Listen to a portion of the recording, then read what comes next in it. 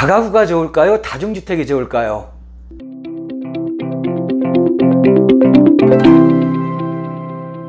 네, 안녕하세요. 반갑습니다. 소액투자로 월세부자 만들기 다담대표 이영근입니다. 다중주택과 다가구 주택의 차이를 알고 계신가요? 상담을 하다 보면 많은 분들이 잘 구분을 못하는 것 같습니다. 여러분, 주택의 종류에는 공동주택과 단독주택 그리고 준주택으로 나눌 수가 있습니다. 주택의 종류에 따라서 세금의 차이가 있고 또한 운영 방식의 차이가 있기 때문에 원룸 사업을 생각하신다고 한다면 반드시 알고 가셔야 됩니다.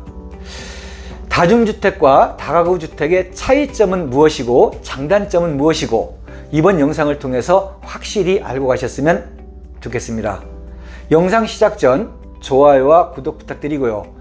구독을 통해서 원투룸 건물 그리고 임대사업의 많은 정보를 받아볼 수가 있습니다.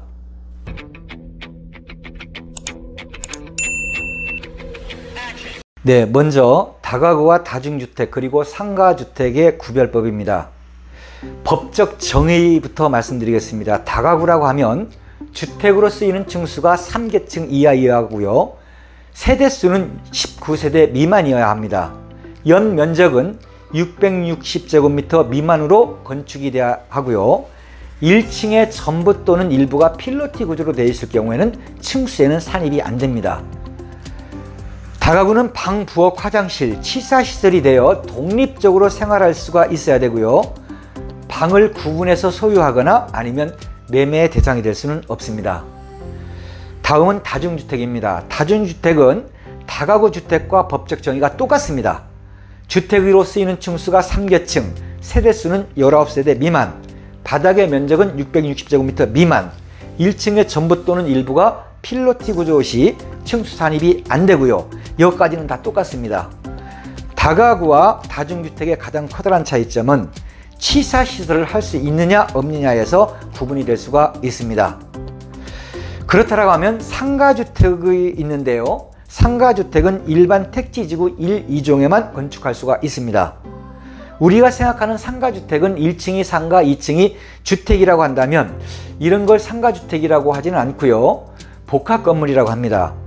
상가주택은 신도시의 쾌적한 주거 환경을 위해 세대수 제한을 하고 있습니다. 세대수는 8세대 미만이며 살면서 현금 흐름을 누릴 수는 있지만 수익률이 적게 나오기 때문에 수익형 부동산 투자처로는 적당하지 않습니다. 상가주택을 사시면 안 되는 이유를 예를 들어 보겠습니다. 여러분, 대전 지역의 상가주택은 지적동, 상대동 그리고 관저동 일대 아니면 가수원 사거리 인근 우미린 아파트가 있죠. 그 앞쪽으로 보이는 건물들이 다 상가주택이라고 보시면 됩니다.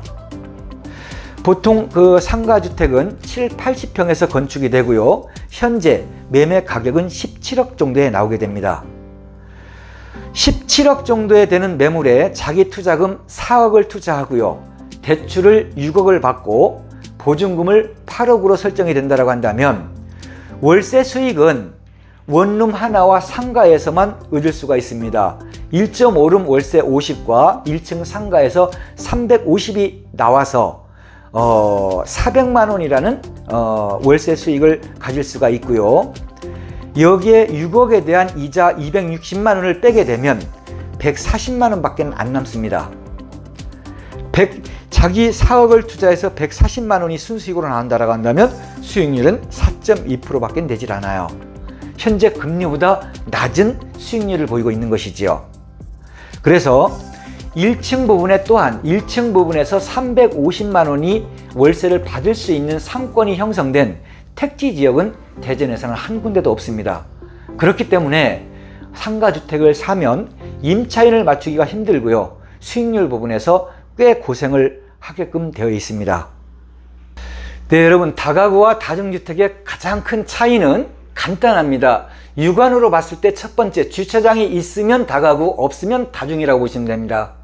1층에 상가가 있는데 상가 일부분이 상가고 옆에 주차장이 형성되어 있으면 다가구라고 보시면 되고요.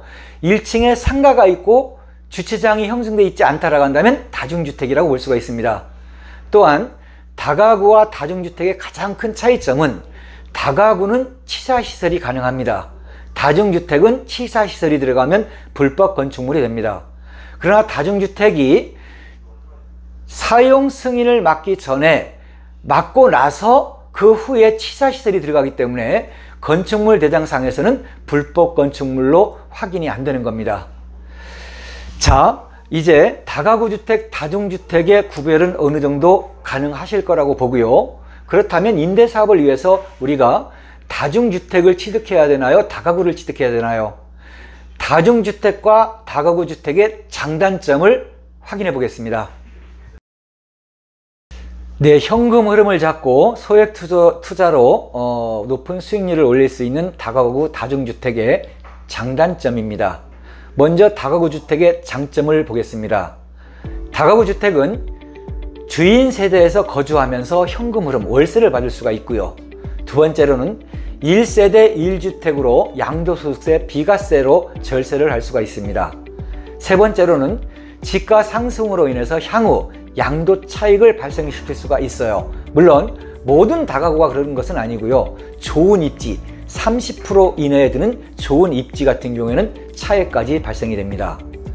다음은 임차인들에게 주거 서비스 공간을 제공해서 임차인들이 1년 살 거 2년 살고 수익률에 영향을 줄 수가 있습니다. 주차장이 편리하다는 부분이고요.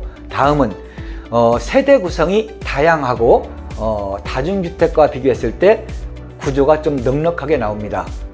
이와 반대로 단점으로는 매매 가격이 좀 높고 비싸서 취등록 시 취등록세가 조금 높게 나오는 단점이 있습니다. 다중에 비해서 수익률이 약간 떨어지고요. 적은 평수에서는 수익률 문제로 인해서 다가구 주택으로 만들기가 어렵습니다.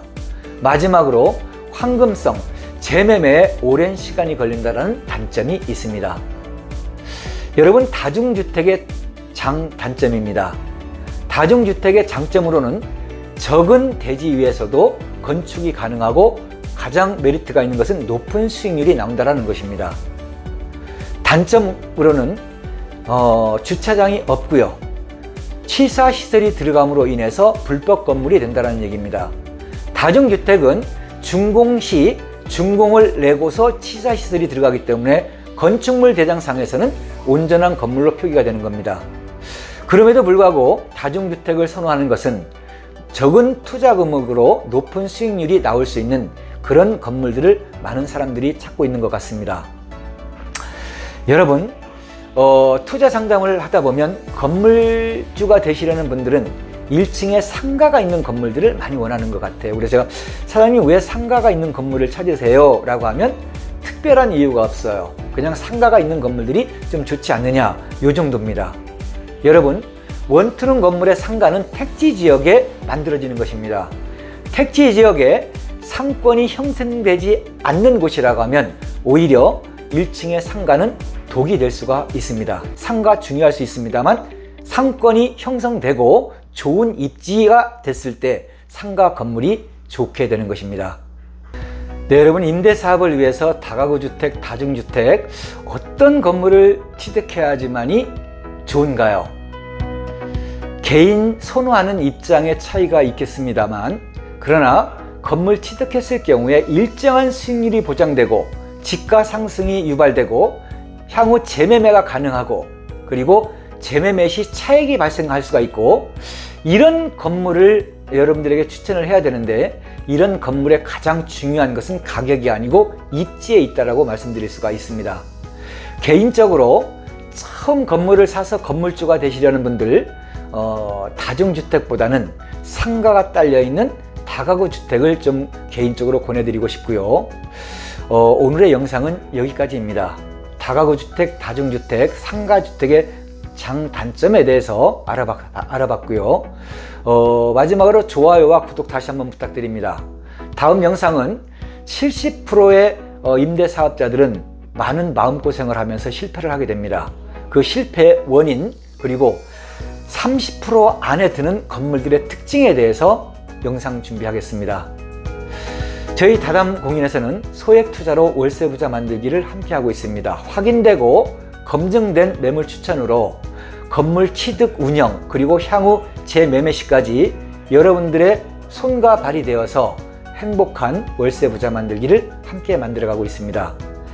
대전 부동산 투자, 대전 수익형 부동산 투자에 관심이 있다라고 한다면 언제든지 여러분 환영합니다. 다음 영상에서는 더 좋은 내용으로 찾아뵙겠습니다. 감사합니다.